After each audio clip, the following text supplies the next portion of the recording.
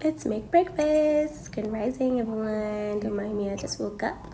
I'm here to make tea, not talk about tea. And that is masala tea. It is made out of crushed ginger, lemongrass, cloves, and cinnamon. Next, we have rosemary leaves or rosemary herbs to add on the tea.